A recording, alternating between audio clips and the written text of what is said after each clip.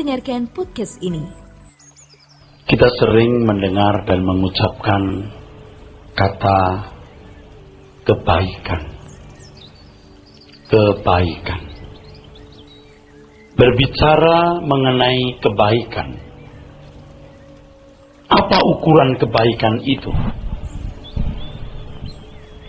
Biasanya saudaraku sekalian, ukuran kebaikan adalah melakukan hukum atau melakukan peraturan-peraturan yang disepakati, disetujui bersama atau dipercayai sebagai ukuran kebaikan. Bila demikian, saudaraku, berarti kebaikan itu bisa relatif. Artinya sesuai dengan konsep hukum yang disepakati, dipercayai, disetujui atau dipercayai bersama. Suatu komunitas mengakui bahwa suatu tindakan itu buruk atau salah. Tetapi komunitas lain bisa berkata beda. Suatu komunitas mengakui bahwa suatu tindakan itu buruk, menilai suatu tindakan itu salah. Tetapi komunitas lain mengakui berbeda.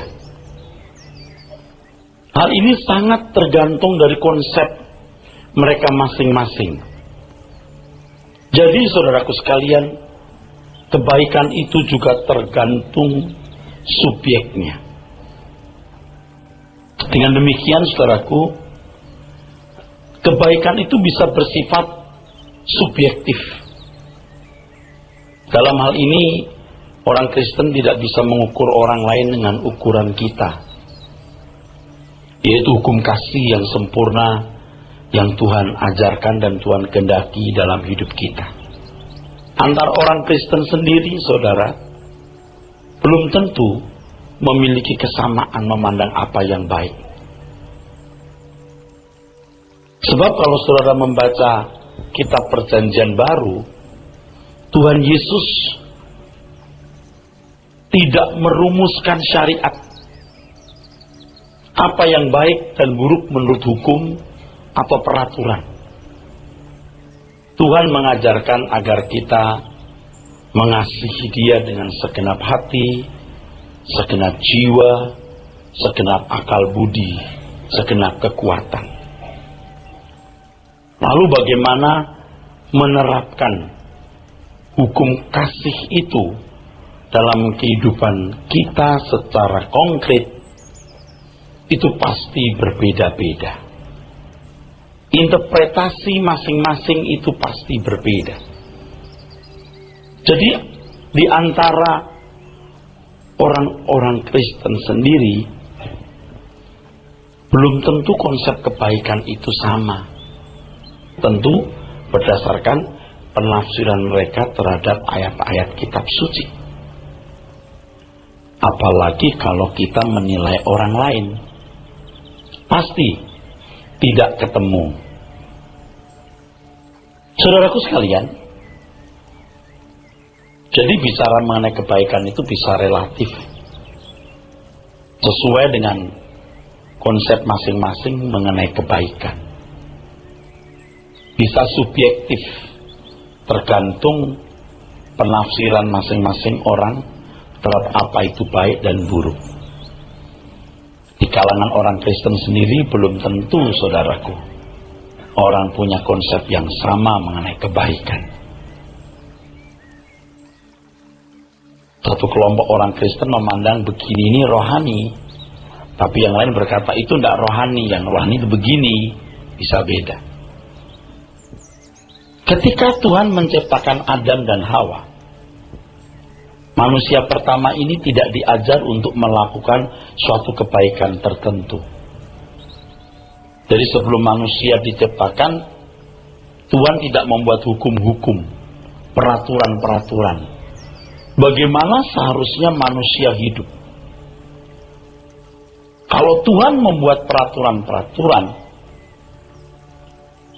Seperti buku undang-undang itu, Adam dan Hawa harus belajar dulu itu. Dan mungkin satu perpustakaan yang luasnya 100 kali 100 tidak cukup.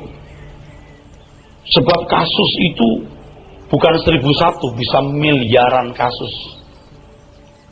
Lalu bagaimana bertindak secara benar? Kalau harus dirumuskan dalam bentuk hukum atau undang-undang, wah, 100 kali 100 meter perpustakaan undang-undang nggak cukup. Tuhan tidak merumuskan suatu hukum atau peraturan atau menunjukkan apa yang baik itu, kecuali dua hal. Di ayat 28 dari Kejadian 1, Tuhan memerintahkan mereka untuk memenuhi bumi dan mengelolanya, menaklukkan. Dan Kejadian 2 ayat 15, Kejadian 1:28, Kejadian pasal 2 ayat 15. Silakan dibaca. Kejadian 1 ayat ke-28. Allah memberkati mereka, lalu Allah berfirman kepada mereka, beranak cuculah dan bertambah banyak, penuhilah bumi dan taklukkanlah itu. Berkuasalah atas ikan-ikan di laut dan burung-burung di udara, dan atas segala binatang yang merayap di bumi. Kejadian 2 ayat 15. Tuhan Allah mengambil manusia itu dan menempatkannya dalam Taman Eden untuk mengusahakan dan memelihara taman itu. Kejadian pasal 2 ayat 16. Lalu Tuhan Allah memberi perintah ini kepada manusia, semua pohon dalam taman ini boleh kau makan buahnya dengan bebas. Tetapi pohon pengetahuan tentang yang baik dan yang jahat itu, janganlah kau makan buahnya. Sebab pada hari engkau memakannya, pastilah engkau mati. Itu saja. Tuhan hanya memberi perintah itu saja. Kelola bumi, penuhi dengan manusia, dan jangan makan buah itu. Jadi larangannya hanya satu itu. Jangan makan buah pengetahuan tentang baik dan jahat. Kalau undang-undang, hukum atau peraturan itu perlu, Tuhan pasti sudah merumuskannya. Tapi Tuhan tidak memandang perlu hal itu dirumuskan. Seolah-olah Tuhan mau mengatakan begini, saudara. Kamu akan tahu sendiri apa yang harus kamu lakukan sesuai dengan apa yang kuinginkan. Kamu akan tahu sendiri apa yang harus kamu lakukan sesuai dengan apa yang kukehendaki. Nah, saudara, ketika manusia jatuh dalam dosa, Roma 3:23, manusia kehilangan kemuliaan Allah. Manusia tidak lagi mampu melakukan kebaikan yang ideal. Kebaikan yang ideal artinya manusia tidak mengerti apa yang Tuhan kehendaki untuk dilakukan. Sehingga manusia tidak melakukan apa yang seharusnya mereka lakukan karena memang tidak tahu. Jadi kalau ada teolog-teolog menyatakan bahwa akibat kejatuhan manusia dalam dosa, manusia mengalami kerusakan, saya setuju. Tapi saya tidak mau membuat rumusan kerusakan total atau kerusakan mutlak dan membedakan dua-duanya. Tetapi prinsipnya bahwa manusia tidak mampu melakukan kehendak Tuhan yang ideal. Maka dalam satu pernyataan Tuhan mengatakan, tidak ada manusia yang berbuat baik. Tentu ini bukan kebaikan yang ideal. Sebab apa? Nanti kita lihat. Sebab mereka tidak tahu apa yang Tuhan kehendaki yang ideal itu. Tak seorang pun manusia yang baik. Iya, baik dalam ukuran yang ideal. Namun demikian manusia masih bisa melakukan apa yang baik dalam ukuran yang relatif atau subjektif, yang tadi saya kemukakan itu. Dan itu sudah cukup membuat manusia sebenarnya tidak berdosa. Nah, kalimat tidak berdosa ini mengerikan, saudara, tapi saya gunakan berhubung dengan Kejadian pasal 4 ayat 7. Coba kita lihat. Kejadian 4 ayat yang ke-7. Apakah mukamu tidak akan berseri jika engkau berbuat baik? Tetapi jika engkau tidak berbuat baik, dosa sudah mengintip di depan pintu. Iya, kalau kamu tidak berbuat baik, dosa sudah mengintip di depan pintu. Begini saudara ya, manusia walaupun telah jatuh dalam dosa, manusia masih punya nurani. Dari pernyataan ini Tuhan tentu tidak bodoh, Tuhan tidak munafik, Tuhan bicara tulus dan jujur.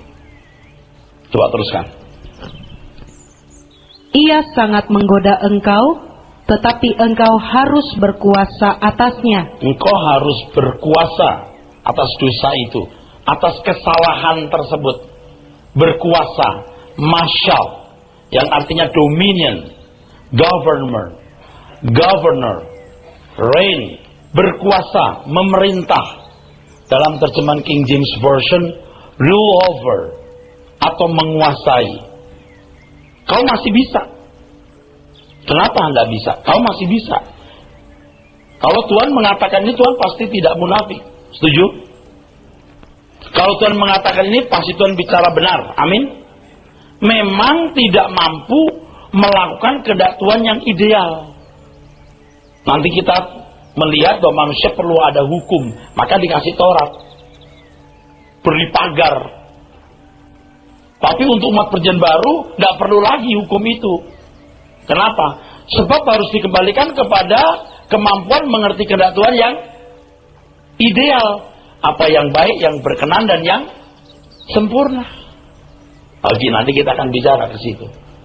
Jadi kebaikan yang Tuhan kehendaki untuk kita lakukan itu kebaikan yang tidak relatif, tidak subjektif, tapi kebaikan mutlak yang Tuhan inginkan. Dan kebaikan itu adalah kehendaknya. Apa yang baik, yang berkenan, dan yang sempurna. PR kita itu banyak sekali loh. Pekerjaan kita itu banyak sekali. Kristen kita itu masih dangkal. Kalau Tuhan berkata kamu harus sempurna seperti Bapa di surga, memang kita akan dikembalikan kepada kehendak Tuhan yang ideal. Saya menggunakan kata ideal. Tapi kalau belum sampai itu, ya udah subjektif dulu atau relatif dulu. Tapi kamu mampu itu, kamu tetap bisa. Coba ayat yang ke-7 tadi dibaca lagi. Apakah mukamu tidak akan berseri jika engkau berbuat baik? Ya, kamu bisa berbuat baik. Ada kebaikan. Terus? Tetapi jika engkau tidak berbuat baik, Jika engkau tidak berbuat baik, dosa sudah mengintip di depan pintu. ya dosa sudah mengintip di depan pintu.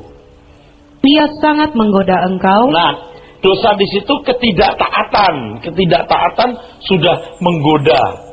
Kamu bisa tidak mentaati nuranimu sendiri. Terus? Tetapi engkau harus berkuasa atasnya. Kamu mestinya berkuasa atas dosa itu. Saudara, dosa itu apa? Dosa itu deskripsi sederhananya tetapi menjawab adalah ketidaktaatan. Oh, udah tahu Pak, saya tahu Anda tahu. Ketidaktaatan. Tapi nanti dulu, perhatikan penjelasannya. Ketidaktaatan terhadap apa? Tuhan cuma membuat satu larangan loh. Apa tadi? Jangan makan buah ini. Buah pengetahuan tentang yang baik dan jahat. Ketika Adam dan Hawa makan, siapa yang dirugikan? Nggak ada. Emangnya itu mangga tetangga? Dan itu apakah bisa dikatakan kriminal? Juga enggak. Bukan tindakan kriminal. Tidak ada yang dirugikan loh sebenarnya. Tapi satu hal yang esensial yang itu membuat manusia habis rusak. Menjadi rusak maksud saya. Ketika mereka tidak taat kepada kehendak Tuhan. Kan kita bisa tanya Tuhan, Tuhan apa sih ruginya engkau manusia makan buah itu? Coba ruginya apa?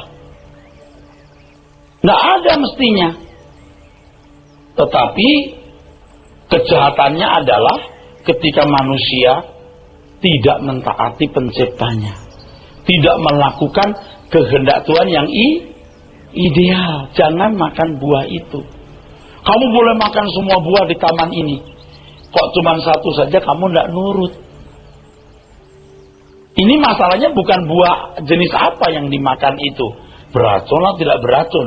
Masalahnya tidak melakukan kehendak Tuhan yang ideal. Tapi ya sudah, manusia telah jatuh dalam dosa. Tetapi manusia masih punya kemampuan berbuat baik. Kebaikan yang relatif atau subjektif. Ulangi lagi, ayat yang ke-7. Apakah mukamu tidak akan berseri jika engkau berbuat baik? Tuh, berarti masih bisa dong. Kalau tidak bisa, Tuhan nggak bicara begitu. Mukamu berseri kalau kamu berbuat baik. Begitu, saudara. Ayo kamu kalau lari 20 kilo per jam, sampai kamu.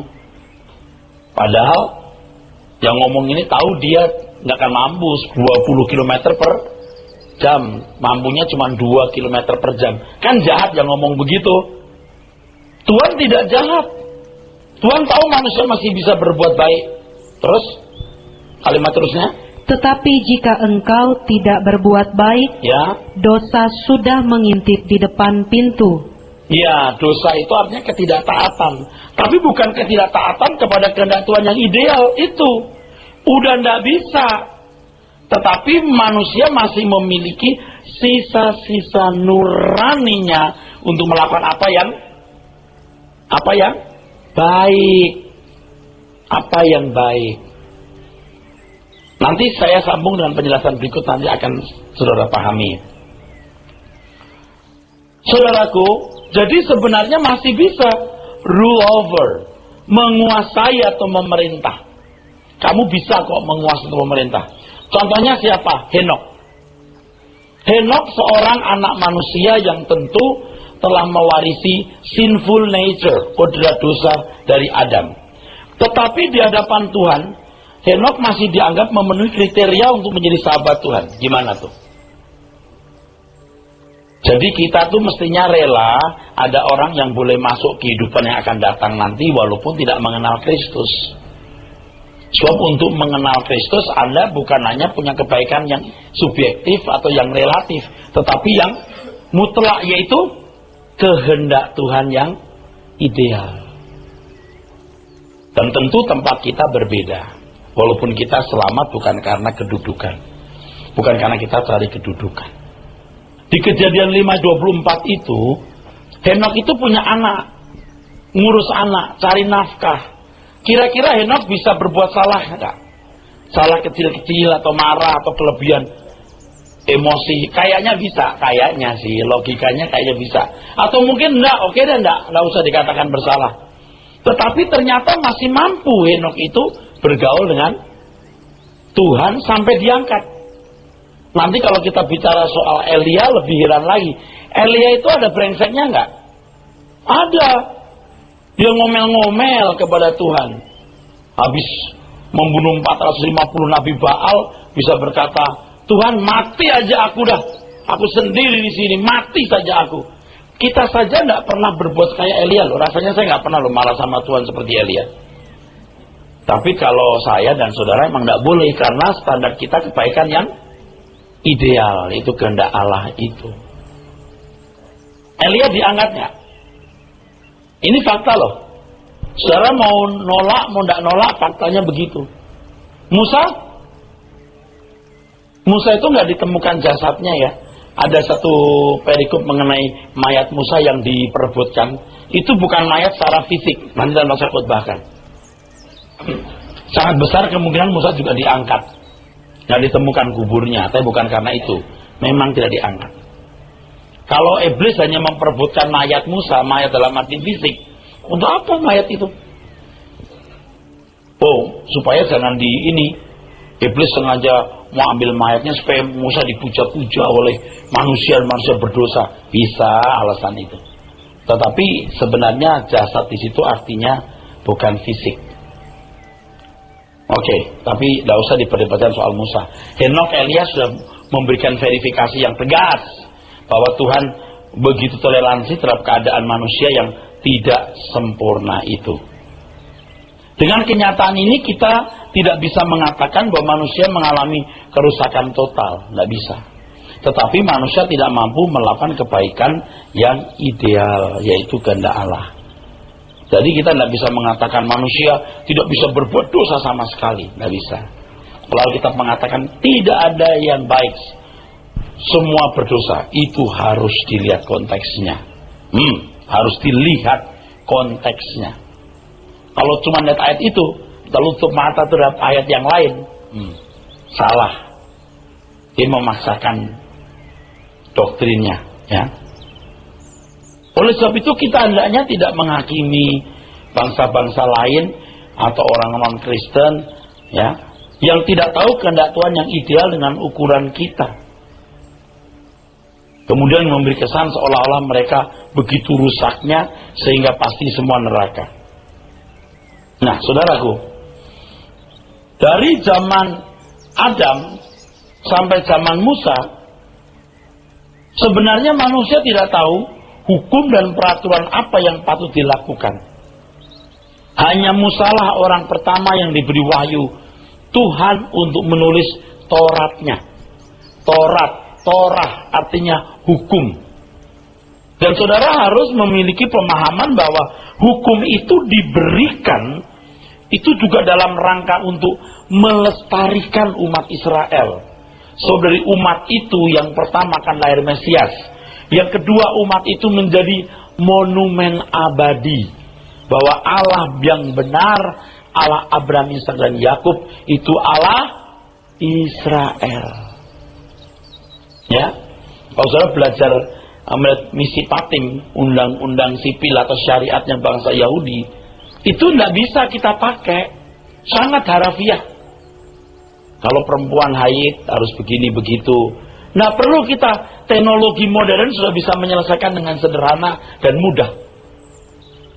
Nah, kalau ada hukum, karena bangsa itu memang bangsa yang harus dididik menjadi bangsa yang beradab, karena mereka adalah bangsa budak.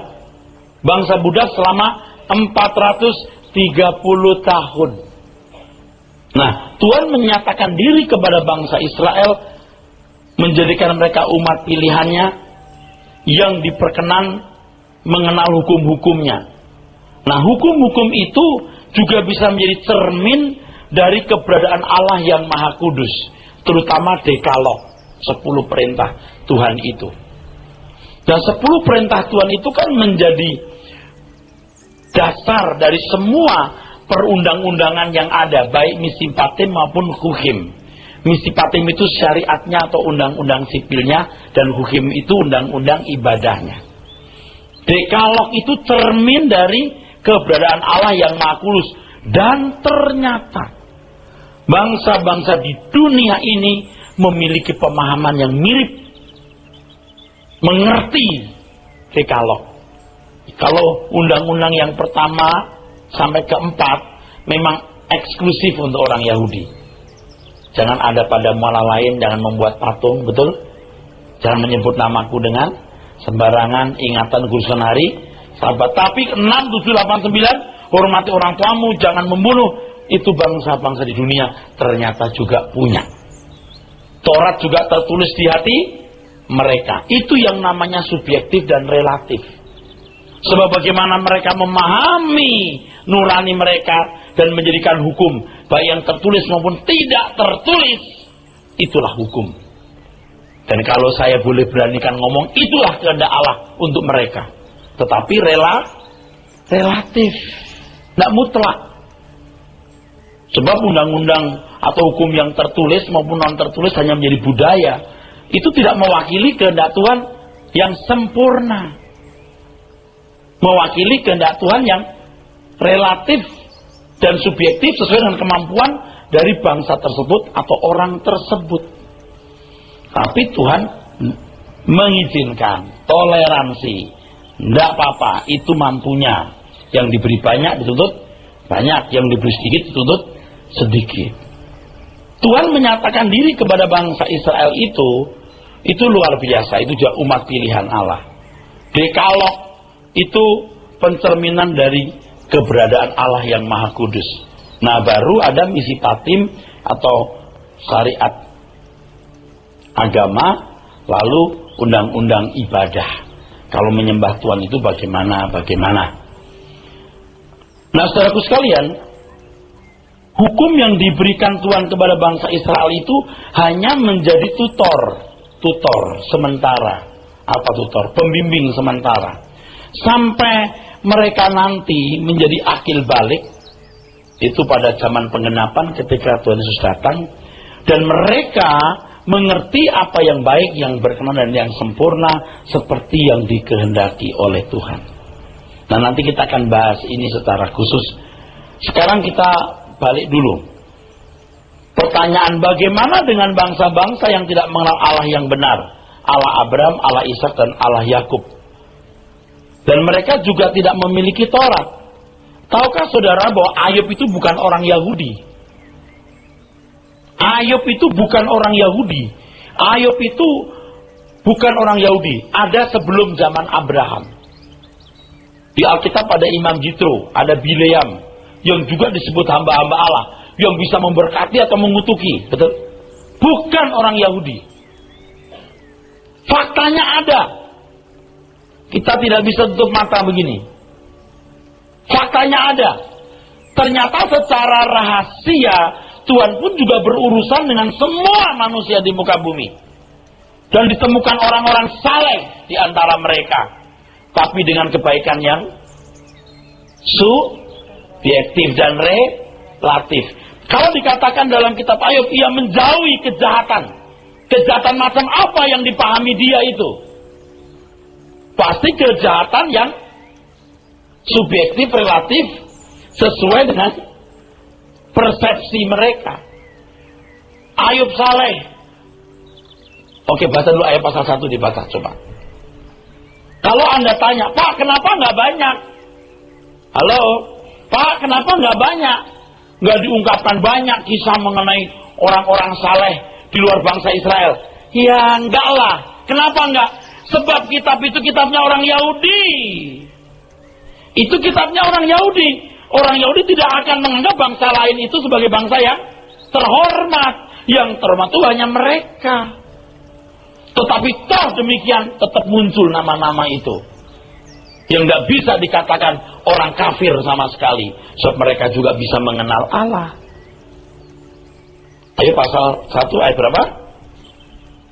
Mari kita lihat ayat 1. Ada seorang laki-laki di tanah Uz bernama Ayub.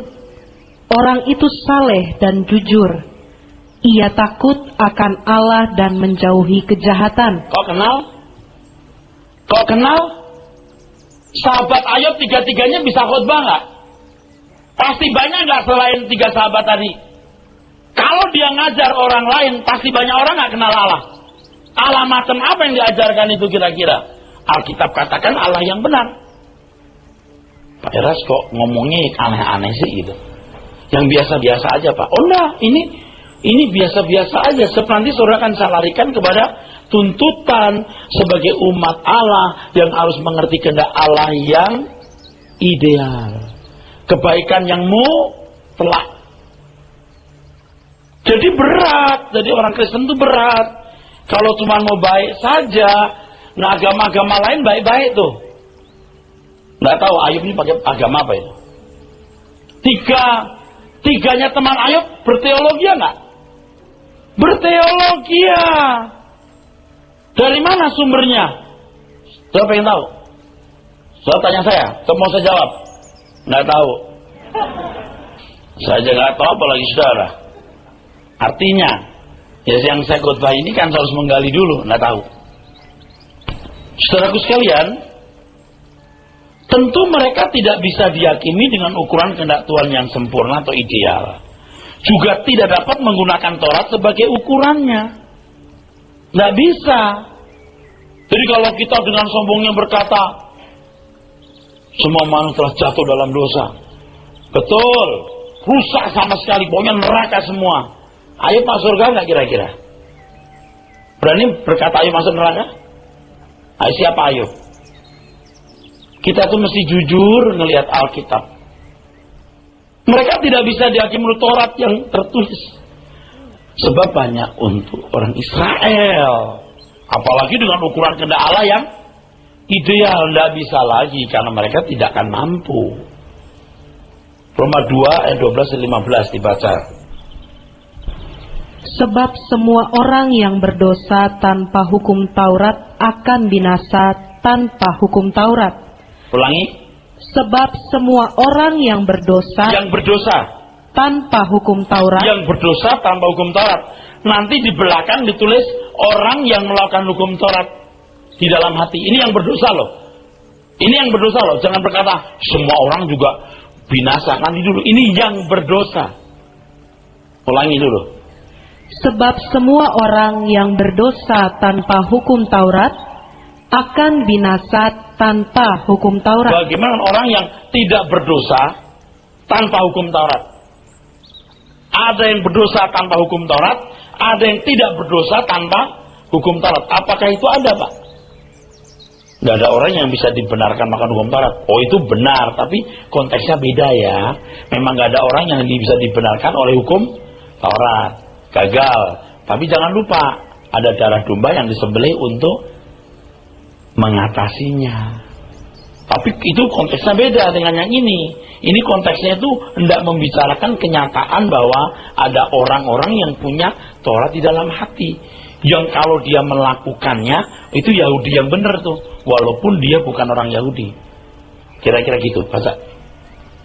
Dan semua orang yang berdosa di bawah hukum Taurat akan dihakimi oleh hukum Taurat. Karena bukanlah orang yang mendengar hukum Taurat yang benar di hadapan Allah, tetapi orang yang melakukan hukum Tauratlah yang akan dibenarkan. Kira-kira mungkin nggak ada orang melakukan hukum Taurat? Dari ayat ini mungkin, amin. Dari ayat ini mungkin, amin. Tetapi dia tidak bisa dibenarkan, ingat ini. Sebab harus ada darah yang ditumpahkan. Ini harus diingat.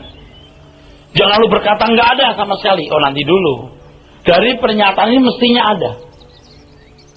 Nyatanya Henok bisa. Ayub bisa. Nah, jenis korban apa yang dilakukan oleh Ayub sehingga Tuhan menerimanya atau dianggap sebagai korban yang sesuai dengan kehendak Tuhan?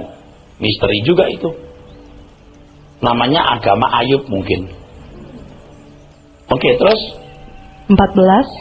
Apabila bangsa-bangsa lain yang tidak memiliki hukum Taurat oleh dorongan diri sendiri melakukan apa yang dituntut hukum Taurat, maka walaupun mereka tidak memiliki hukum Taurat, mereka menjadi hukum Taurat bagi diri mereka sendiri. Ini kan menunjuk orang yang melakukan hukum Taurat tanpa hukum Taurat yang tertulis, kan gitu.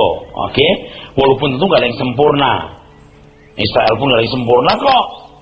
Tapi masih dibilang melakukan entah 60%, entah 70%, entah 80%. Kalau 100 rasanya enggak. Oke? Tapi kalau gagal bagi orang Yahudi ada darah domba. Kalau bukan orang non-Yahudi, jawabnya adalah darah domba yang nggak bisa menyucikan.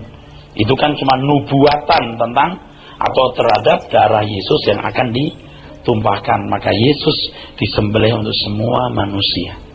Oke, teruskan. 15. Sebab dengan itu mereka menunjukkan bahwa isi hukum Taurat ada tertulis di dalam hati mereka, dan suara hati mereka turut bersaksi, dan pikiran mereka saling menuduh atau saling membela.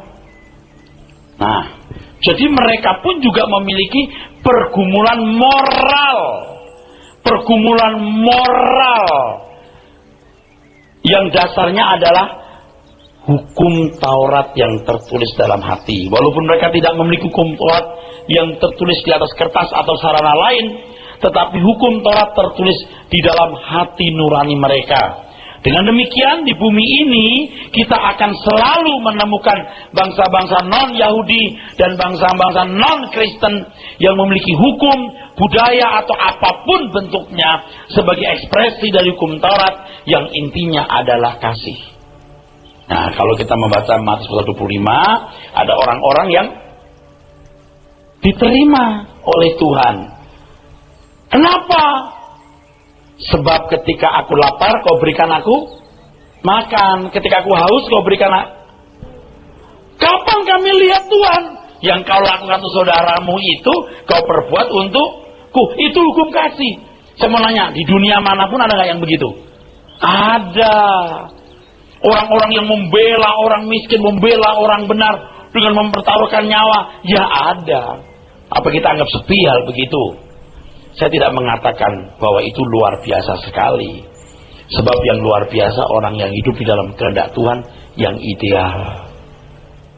Saya mengemukakan ini kepada saudara supaya saudara tahu bahwa saudara saya ini punya tanggung jawab yang luar biasa tingginya.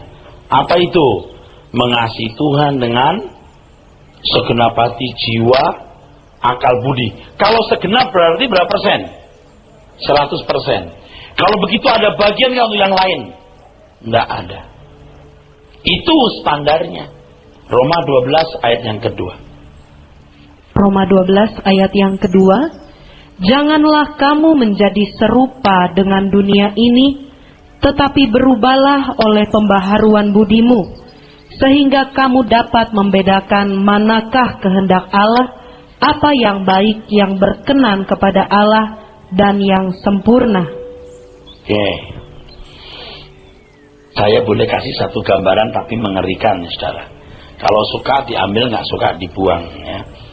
Buah pengetahuan tentang baik dan jahat itu ukuran kehendak Tuhan yang ideal, nggak relatif, juga nggak subjektif. Itu kehendak Tuhan yang ideal atau sempurna. Pokoknya jangan makan buah ini. Kalau kau makan, mati kan? Matinya karena buah itu beracun atau yang lain? Pasti yang lain. Apanya, saudara?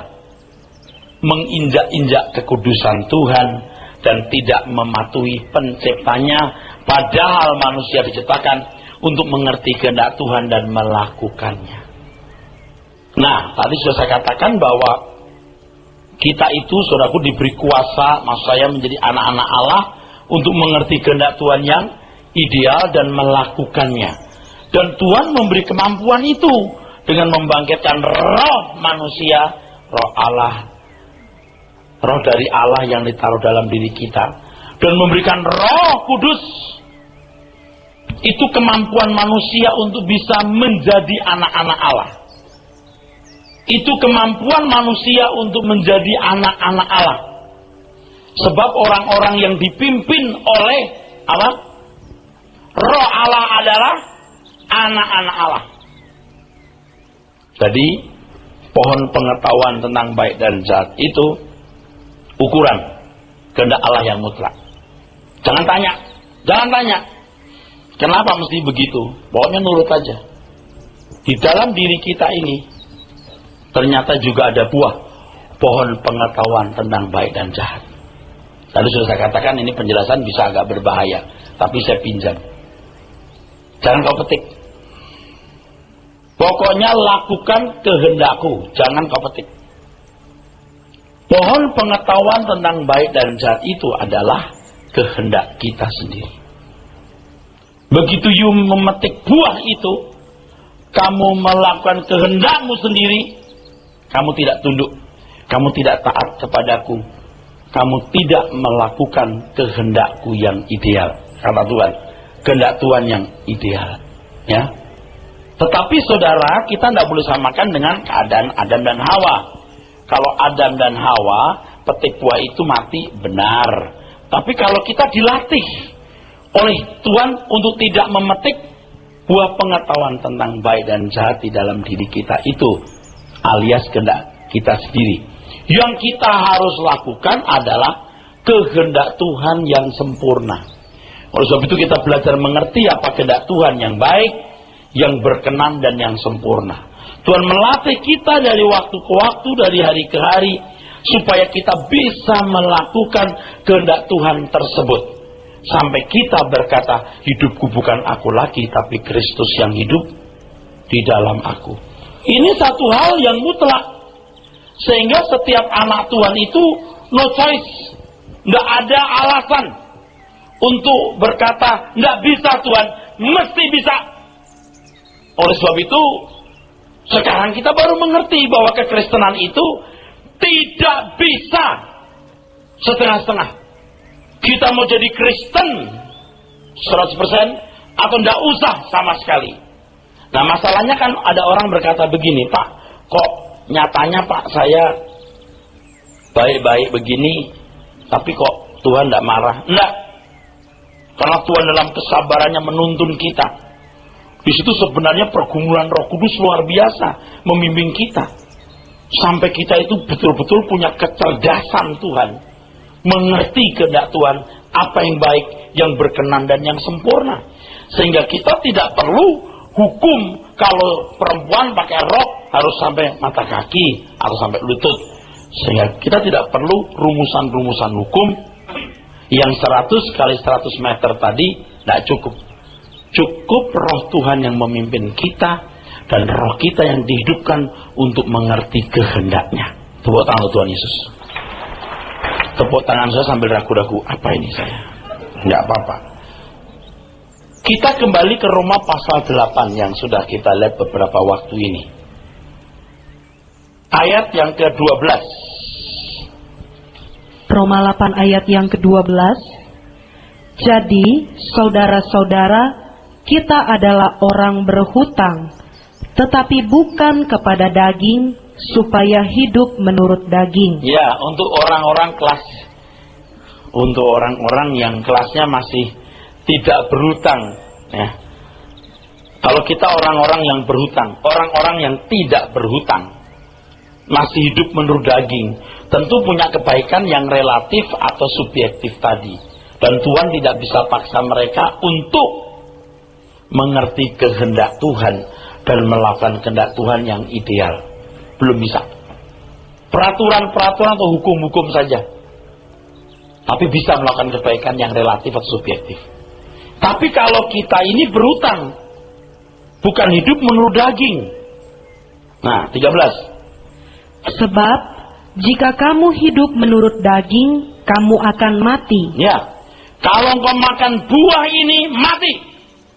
Kan kita ini sekarang ini, saudaraku, punya dua pilihan. Hidup menurut roh atau hidup menurut daging. Kamu makan buah ini, mati kata Tuhan. Kalau kamu hidup menurut daging, kamu mati.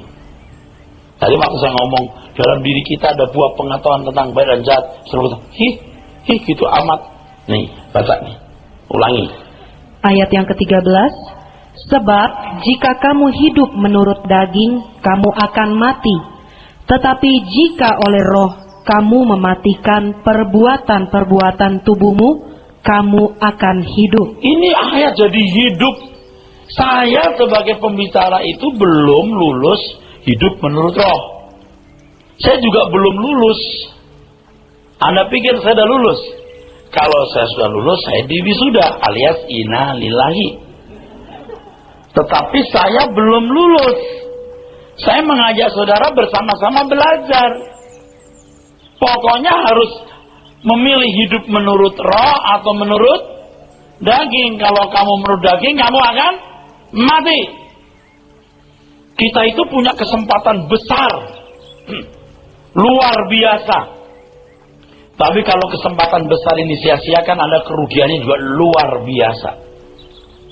Seperti orang yang punya kesempatan ibarat main judi, maaf ya ini nggak bisa pas betul, tapi saya pinjam ilustrasi. Orang yang main judi kelas 1000, 2000, 3000 gitu, hati-hati bisalah menang. Tapi kalau Anda pertaruhannya itu triliun, bukan kelas 1000, 2000, triliun. Kalau kamu tidak menang, kamu rugi. Ruginya triliun. Karena pertaruhannya triliun rupiah. Kalau hanya 1.000-2.000, 1-2 juta lah. Masih kecil. Ini pertaruhannya seluruh kehidupan. Kita menyadari ini enggak? Itu masalahnya, saudara. Pak Eras lebay kali. Saudara, menjadi anak Allah yang maha tinggi, anak-anak Allah dari Tuhan semesta alam yang menciptakan langit dan bumi, itu luar biasa.